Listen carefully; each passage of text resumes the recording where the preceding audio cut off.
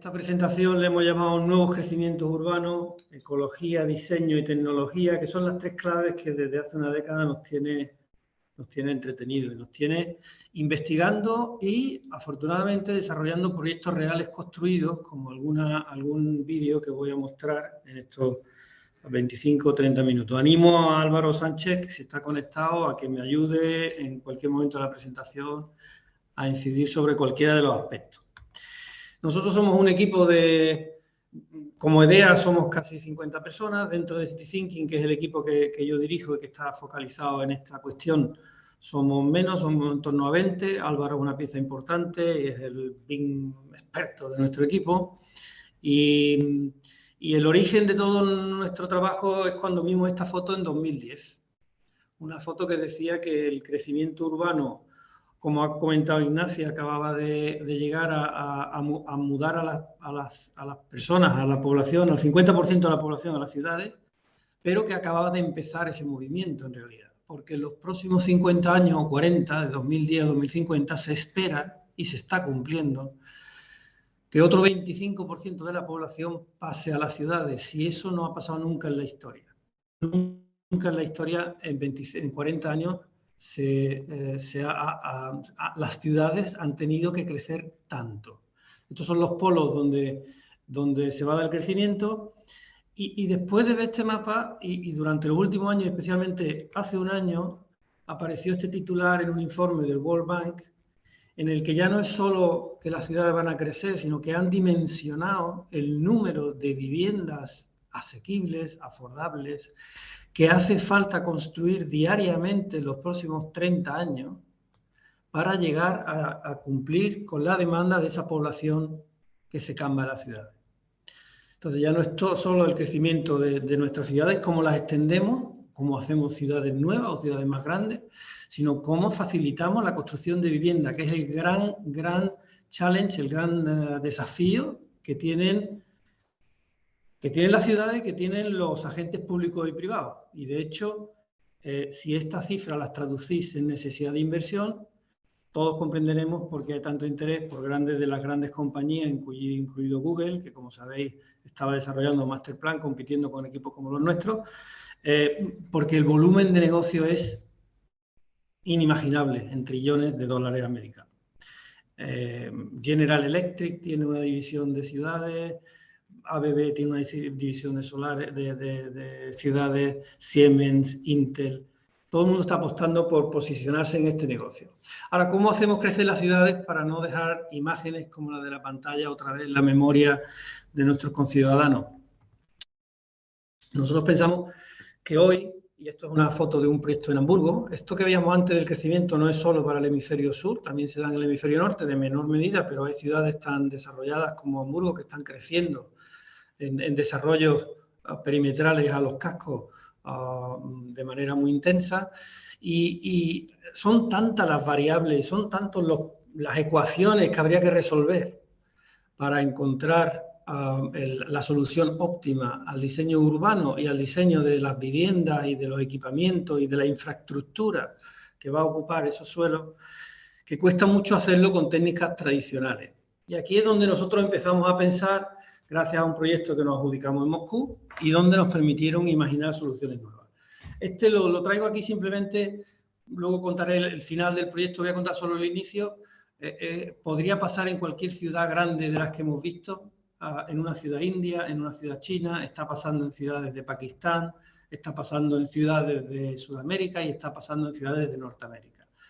Moscú tiene su anillo, el NCAC, que está como a 30 kilómetros del centro, y ahí fuera hay una ciudad nueva dentro de una población de la periferia metropolitana, donde se plantean hacer algo que denominaron entonces Block City, y dentro de ese Block City hay un distrito que se llama el A101, ahora veremos los tamaños, y dentro está esta mancha negra.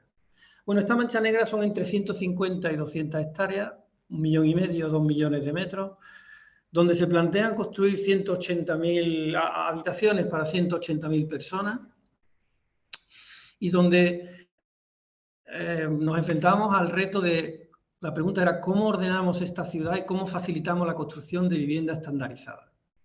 Como sabéis, Rusia tiene una de las grandes, o de las más, yo creo que la mayor industria de fabricación de vivienda industrializada. Es algo que viene de la Revolución Rusa de los años 30, 40, 50, y nosotros hemos tenido la fortuna de trabajar con ellos. En un proyecto más cercano, dentro de este ámbito, de estos corredores verdes que existen en el terreno, y ahora hablaremos sobre ellos, identificamos cuál era el suelo óptimo para construir y sobre este desarrollamos nuestro proyecto. Quiero decir que nosotros estamos trabajando en proyectos, por tanto, de los que Ignacy contaba como proyectos de gran escala, proyectos de extensiones residenciales densas. Cuando hablo denso, hablo de casi 1 metro por cada metro, de densidades muy densas, muy equipadas y, sobre todo, focalizados en la vivienda asequible. La vivienda asequible para nosotros, utilizamos la definición de Naciones Unidas, que nos dice que es una vivienda que alguien puede comprar empleando el 30 o el 35% de sus recursos financieros anuales. ¿Qué hicimos para poder participar de estos proyectos y poder participar y crear y desarrollar nuestra imaginación y buscar soluciones? 3 puntos. 1, entendimos que esto era un proyecto integral. Ya todas las industrias a nuestro alrededor trabajan con un enfoque integral, desde la automoción hasta los aeronáuticos, los navales, los fabricantes de trenes, de móviles, de relojes. Y nosotros todavía no entendemos muchas veces los links, los vínculos que hay entre las decisiones que se toman cuando se analiza un territorio para diseñar un desarrollo económico y territorial de una zona, con las decisiones o con las obligaciones a las que someten los distritos urbanos, residenciales, logísticos, terciarios o industriales que se van a desarrollar después en este contexto. Y por último, también nos llamaba la atención de que no se trabajaba en buscar los vínculos entre la cocina, decíamos nosotros, y el distrito. Es decir, cuando nosotros estamos haciendo un master plan, Ignacy lo sabe bien, creo, por su experiencia, estamos en el fondo decidiendo cómo son las cocinas, los baños, hacia dónde miran las habitaciones, por dónde le da el sol, cuántos metros de fachada tiene una vivienda, cuántas horas de luz va a recibir, cuántos metros de cubierta tengo para recoger agua o para colocar instalaciones, cuántos metros de sótano puedo hacer. En realidad, cuando estamos pensando en el master plan, estamos ya cerrando el 80% de los parámetros que hacen una ciudad sostenible o no. Entonces nos interesó mucho esta escala intermedia de los grandes masterplanes de 100, 200, 300, 400 hectáreas y ver la complejidad que hay en ello y cómo resolverlo. Atendiendo también a algo muy interesante, si mirábamos hacia arriba y encontrábamos las ecuaciones con el territorio, podíamos hacer las cosas bien, y si miramos hacia abajo y dejábamos nuestro masterplan ordenado con manzanas que facilitaran la construcción de vivienda económica e industrializada, podíamos realmente coser esto, que es un poco el primer planteamiento que nos enseñaron unos socios que tuvimos en la compañía, que venían además de la industria naval, ¿no? Que era el integrar todas estas ecuaciones en un solo proyecto. A partir de ahí, una vez que comprende la complejidad del proyecto integrando, lo que hace es desagregar. Y el primer la primera desagregación vino de hacer 2 cosas en aquel momento muy importantes. Y hoy probablemente la causa de que podamos hablar, o el mejor argumento para poder pensar que hemos llegado a una solución bastante eficiente de aquel problema que queríamos resolver, como voy a tratar de explicar. Elegimos, como en cualquier método científico, elegimos un modelo al que queríamos tender con nuestro diseño, acercarnos con nuestro diseño. Para ese modelo, teniendo a Cataluña, teniendo a Barcelona tan cerca y a Salvador Rueda, que Ignacy probablemente conocerá, nos pegamos hace mucho tiempo a él y hemos aprendido con él y él nos ayuda mucho y ha sido en parte nuestro mentor. Y elegimos el urbanismo ecosistémico, que Salvador, que ha ordenado o ha estado al frente de la Agencia de Ecología Urbana de Barcelona, ha participado en infinidad de proyectos también en Sudamérica, es responsable de la Capitalidad Verde de Vitoria, de los planes de movilidad de muchas ciudades, entre ellos también de la adopción del criterio de la estrategia de las supermanzanas, las superiles en Barcelona, que otras ciudades están también estudiando y me consta que en Sudamérica o en Norteamérica con mucho interés. Pues elegimos su modelo, elegimos si queremos hacer ciudades, queremos parecernos al modelo del urbanismo ecosistémico que define el equipo de Salva y no lo podíamos hacer de otra manera ya. plegándonos a los 17 Objetivos de Desarrollo Sostenible. No lo podíamos hacer lejos de la estandarización y la industrialización, y lo queríamos hacer con indicadores, evaluando, porque como alguien decía en una reunión nuestra, lo que no se evalúa se devalúa. Entonces, indicadores, otra vez, matemáticos, formulados, que permitieran saber si las cosas se hacen bien o no, más allá del criterio y de las vías que cada persona tiene o la cultura que cada persona arrastra. Y cuando hablo de personas, hablo de diseñadores, ingenieros, organismos al frente de las ciudades. Pero claro, esto lo podíamos hacer estudiando y juntándonos gente, no diría muy lista, pero interesada en este problema y trabajando mucho, pero también nos dimos cuenta que hoy o nos adelantábamos y nos pegábamos al carro de la digitalización de nuestra industria y de la adopción de sistemas inteligentes o de sistemas expertos o de inteligencia artificial, no podríamos manejar todas las variables que se nos presentaban. Y si lo hacíamos, y la primera vez que lo hicimos en Moscú, y con eso ganamos un concurso, nos costó 6 meses armar el proyecto que hoy nos cuesta escasamente 6 horas, lo hacíamos con mucho esfuerzo, porque eran miles de dibujos, planos, interacciones, revisiones, hojas de Excel conectadas, imagináis, ¿no?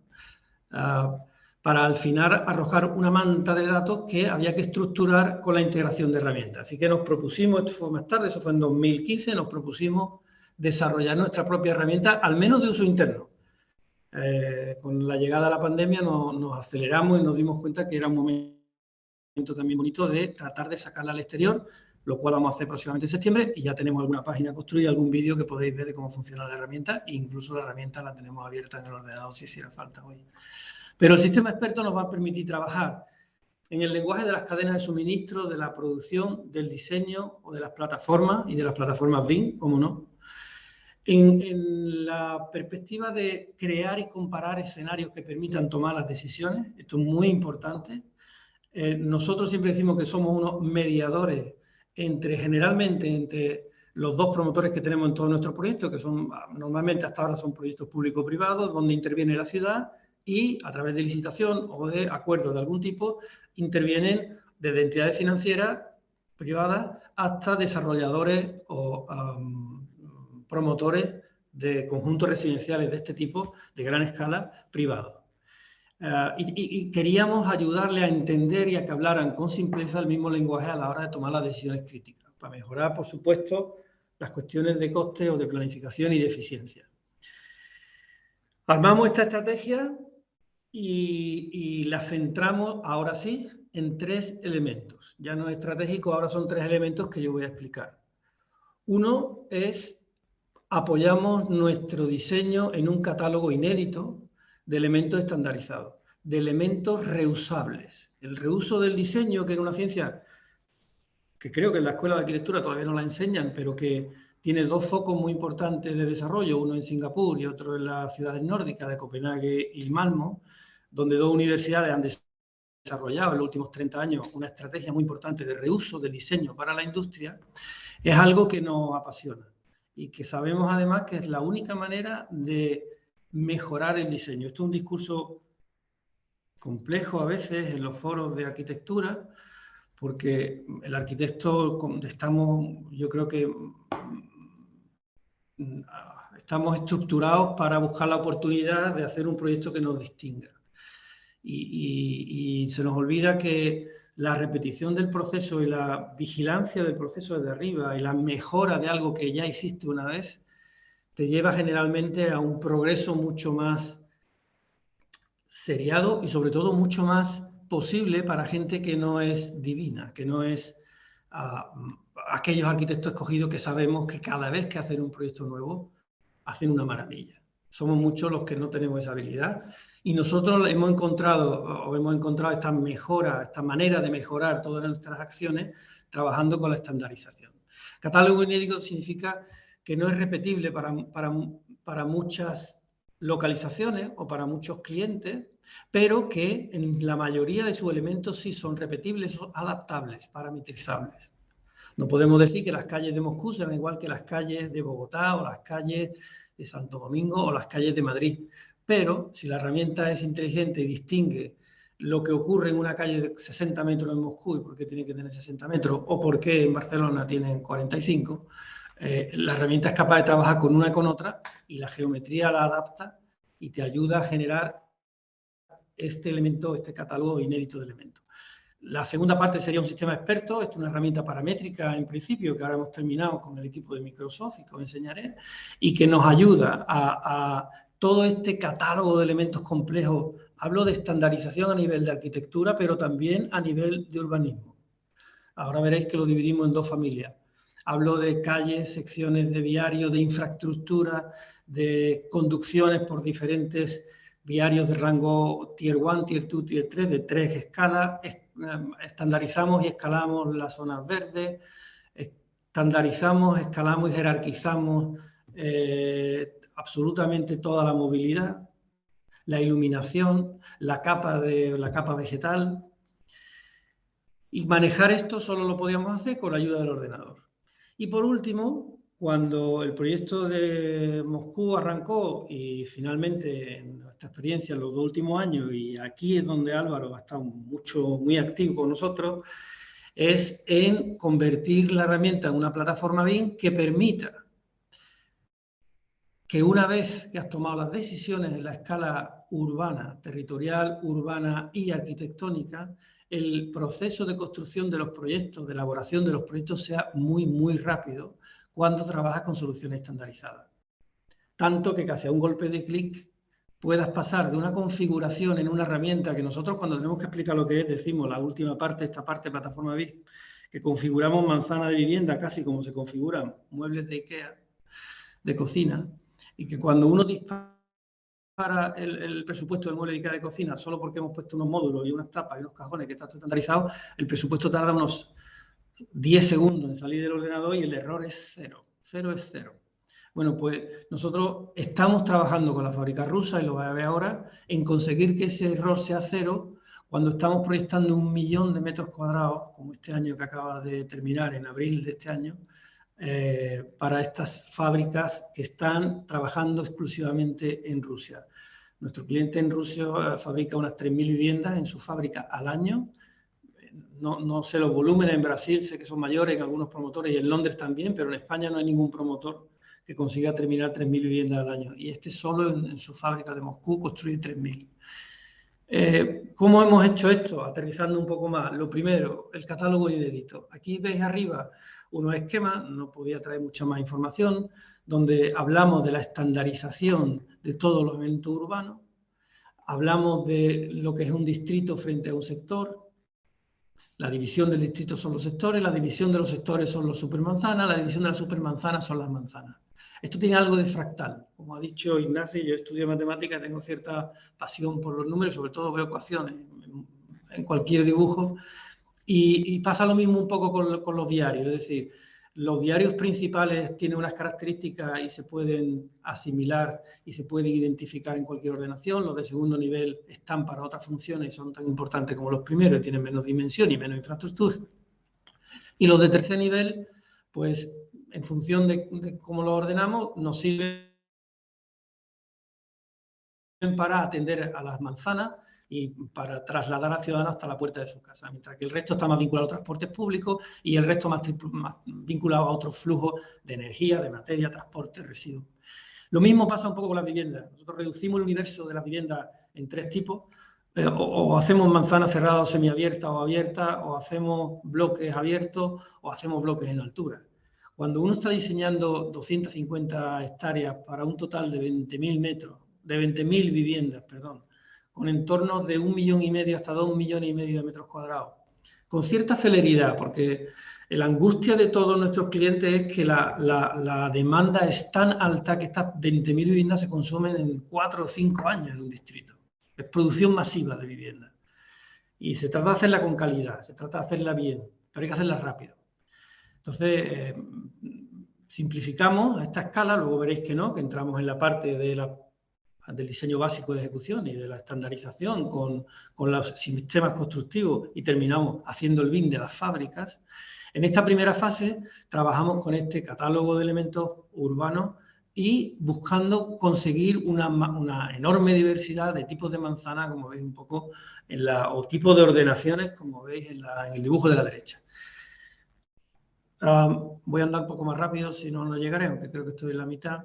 En la segunda parte hablamos ya no de urbanización, sino de arquitectura, es decir, cuando nos acercamos a una de estas manzanas, ¿cómo son los elementos que los componen? Y otra vez, de una manera modular, como antes, pasamos de un apartamento que mezclado con un par de apartamentos más, dependiendo de la situación, nos da unos módulos.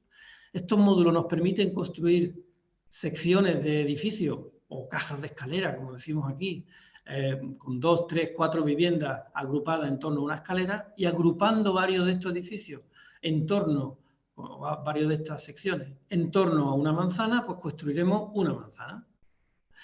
Si nos enfrentamos, como en el proyecto de nuestro cliente de Moscú, al reto de tener 19, 20 tipos diferentes de vivienda, que van desde 24 o 36 metros útiles, construidos está en torno a 40, hasta los de 130 metros útiles, que debe estar en torno a 170 metros construidos, si el requisito obligatorio era incluir este tipo de vivienda, la cosa se ponía complicada porque trabajar con viviendas que van cambiando de 5 en 5 metros, de 25 a 40, 30, de 30 a 35, de 35 a 40, de 40 a 50.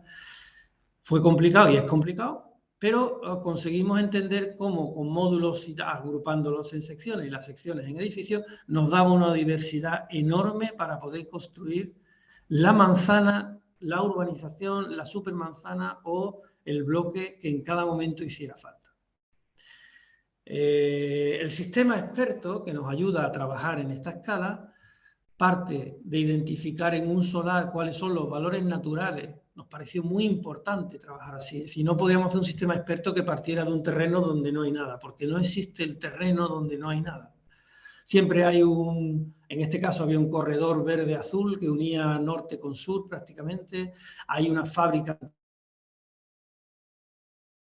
antigua que se quería mantener y transformar en equipamiento. Hay una obligación, no obligación, nos pusimos como obligación mantener unas masas de árboles que son estas que vemos aquí, porque nos parecía muy interesante para mantener la identidad del sitio. Así que ordenamos o programamos nuestra herramienta para que fuera capaz de leer estas características, de manera que podemos decirle que esto es una servidumbre. Si queremos, le decimos que es total y no la cruza ninguna carretera, o si no, le decimos que no es total y que la puede cruzar una o dos carreteras y manejamos el número de veces que cada una de ellas se puede cruzar por uno de los elementos que la herramienta sola va a dibujarnos. Porque el siguiente paso prácticamente es que con algunos datos que le metemos de anchos de diario o de tamaños de manzana y supermanzana, la herramienta empieza a darnos KPI y empieza a darnos una estructura de un master plan que después se define con detalle con 2 parámetros nuevos. Ahora la herramienta nueva veréis que tiene menos parámetros y mucho más de algoritmos de inteligencia artificial, para que por último nos ayude a hacer una ordenación. Claro, cuando yo os digo una cosa, cuando aparecimos en Microsoft con esto, nos dijo que no había visto nunca una herramienta tan fea en un sentido, pero con tantos datos por detrás. Y vosotros habéis hablado mucho esta noche, ahora en España por la noche, sobre los datos. Y es que este dibujo que parece tan simple, si analizas el número de puertas de dormitorios, podrías contarla en esta vivienda, porque sabemos cómo es la planta de cada vivienda, cuántos dormitorios hay, cuánta altura tiene. Si queremos saber los metros cuadrados de asfalto que necesita esta ordenación y, por supuesto, lo queremos comparar con otra ordenación similar, es inmediato, si tenemos la herramienta que nos conecte. Y vosotros, que estáis en el mundo BIM, yo llegué mucho más tarde, hace 5 años, porque la responsabilidad de mi trabajo no era esa. Quiero decir, no me he preocupado nunca de saber tanto de BIM como ahora. Llevé mucho tiempo viendo la relación entre la geometría y el dato. Los que hemos usado herramientas de dibujo que no eran BIM, obviamente, no teníamos ese input tan fuerte. Lo hemos descubierto ahora cuando hablamos ya no del BIM, sino del CIM, y entendemos que el territorio es puro dato. Y puro dato constructivo también. Y hablamos mucho, y nos gusta la palabra, de la industrialización del urbanismo, ¿no? Por último, como estamos en ciertos países del norte trabajando, especialmente en Rusia también, la herramienta es capaz de hacer un análisis medioambiental del sol, de las horas que recibe cada fachada, de cómo girando el grid o la trama urbana a un grado, otro, 1 grado, medio grado, 3 grados, consiguen mejorar el sumatorio de horas solares que recibe una ordenación. Pensad siempre, no estamos hablando de unifamiliares, ahora lo vais a ver, estamos hablando de una altura media nunca menor de 5 plantas, y en los casos de Moscú llegamos a altura media de 14 y 15 plantas, o sea, de ciudades muy densas. Por supuesto, implementamos el sistema de KPI del urbanismo ecosistémico con Salvador, que es un sistema de KPI como otros, como el LIPS o el BRIM, que en concreto este está publicado por el Ministerio Español y tiene cierta solvencia. Y a mí me parece el mejor sistema de indicadores para orientar un diseño ecológico urbano. Y dimos el salto a esta herramienta, que si queréis os enseño un pequeño vídeo mientras voy hablando. Está en la página web que tenemos, yo creo que está ya puesta, se llama cityplane.com, es el nombre comercial.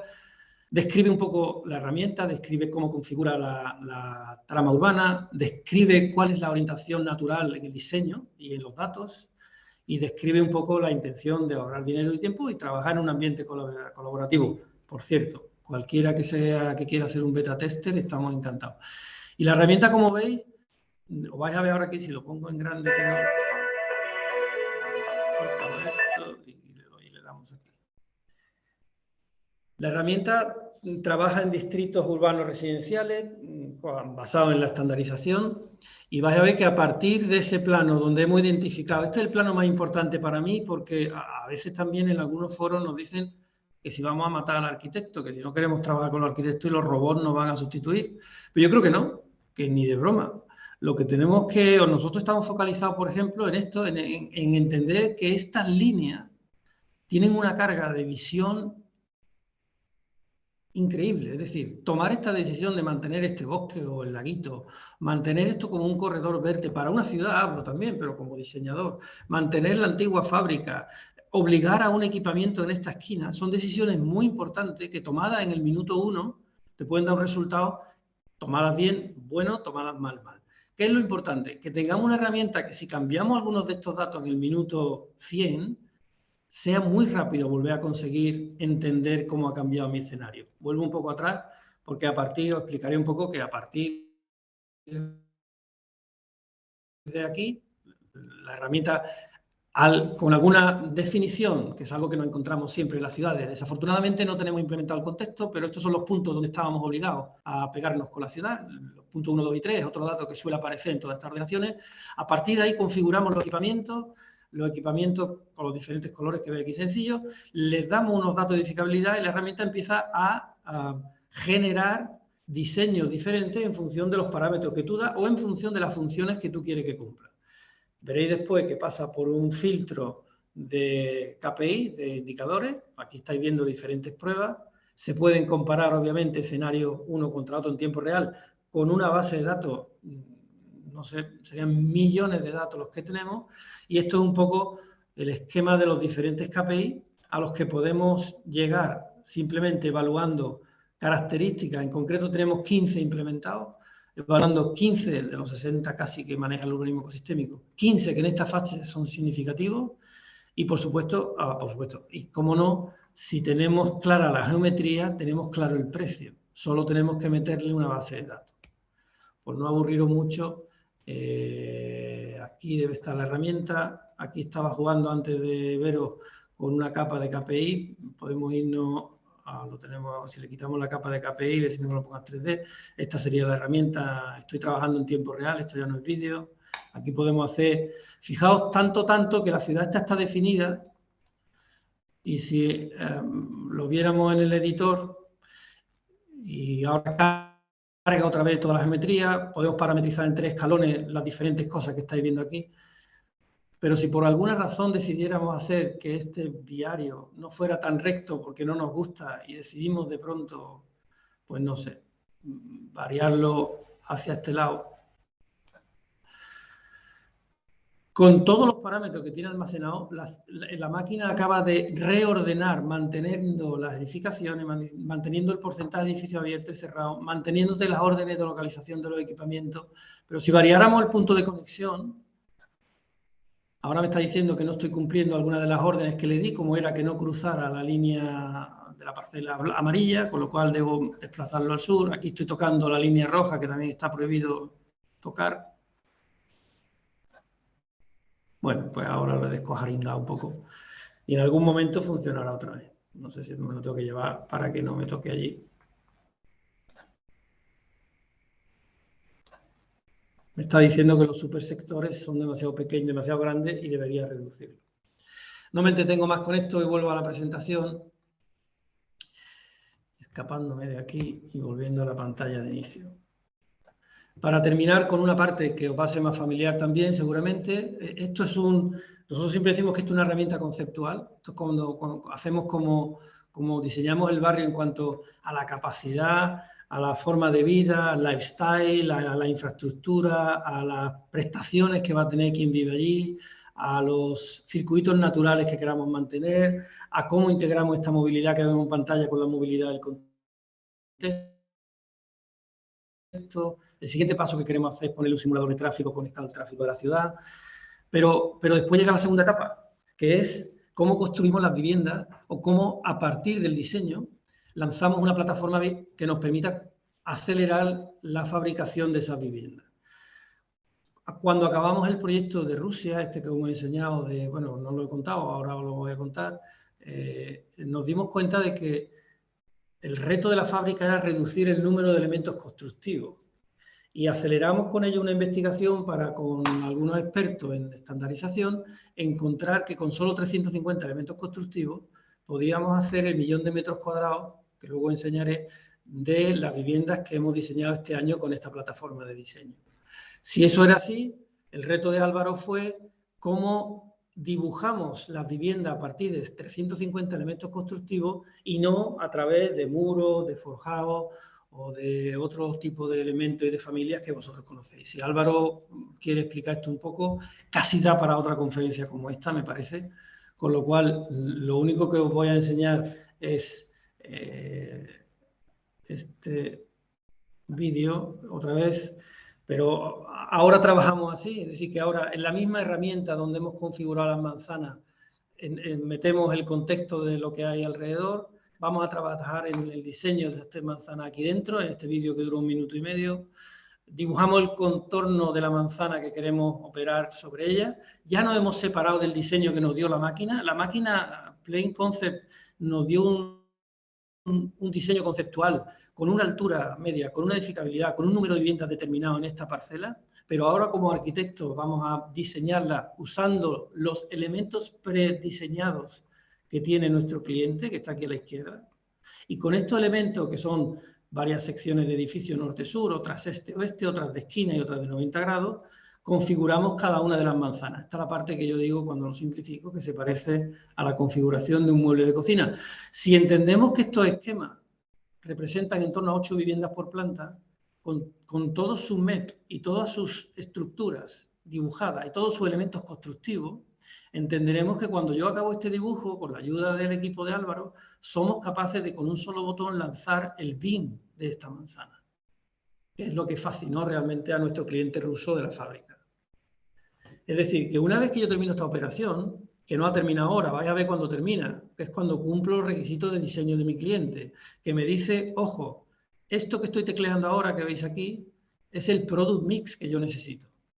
El product mix significa el producto, la mezcla de viviendas grandes y chicas que necesita. Es muy compleja y de hecho, cuando lo hacemos a mano, aquí lo veis un poco, él no está pidiendo desviaciones o nos está pidiendo que consigamos en torno a si lo podemos ver, 38%, 36%, 20%, 6%, y hecho a mano por nosotros, no sé si esté el optimizado, no, este es el optimizado, es que ya está optimizado, 6 contra 6, 20 contra 20, 36 contra 36, y cada uno de estos pequeñitos de los 19 tipos de vivienda está cosido casi al hilo con estos 19, 4,85, 4,14. Claro, si lo vemos en la primera atacada, que será esta, si lo paro bien, ahora, veis que en la primera atacada me pedía un 38, tenía un 36, me pedía un 20, tengo un 20,7, estaba más lejos. La máquina te permite optimizar, las secciones te las reordena la propia máquina, te dice que de la variante B de la sección tal, utiliza tal porque consigues más tipos pequeños que lo que te están pidiendo. Por último, la propia herramienta tiene una herramienta de control medioambiental, con todo el tema lumínico, solar y de pavimentos blandos, duros para los patios, que lo hace por porcentaje y los calcula, los estima y comprueba cómo están los indicadores en concreto de cada manzana. Y esta sería como la última parte antes de lanzar el BIM, que voy a dejar fuera de este rato porque si no se nos va a hacer muy tarde. Este es el vídeo y yo vuelvo a mi presentación para simplemente hasta aquí. No es esta.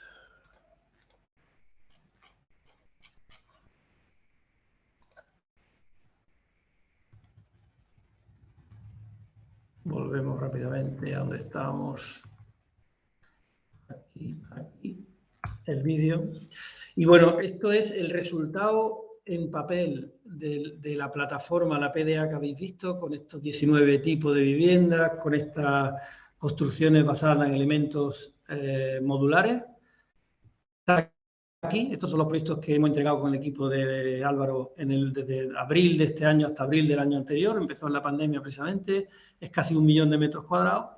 Es un proyecto, hay licencia para las primeras 9.258, licencia de obra, es decir, que los proyectos salen con el Building Permit preparado desde nuestro diseño. Nosotros lanzamos las estructuras y los MEP están incluidos en la estandarización que estamos diciendo. Y ese solar de Moscú, donde hicimos esta reserva y nos conectamos en estos 3 puntos que habéis visto, se transformó en este master plan en 2015 y se transformó en este barrio en 2019. Este es el primer barrio de viviendas asequibles de ese gran distrito. Estas son las primeras 5.000. Se llama el Spansky Quartal. Creo, para mí, que voy a decir yo, que soy el padre de la criatura, pero es el proyecto del que probablemente estamos más orgullosos. No sé si es el más bonito, a mí me lo parece.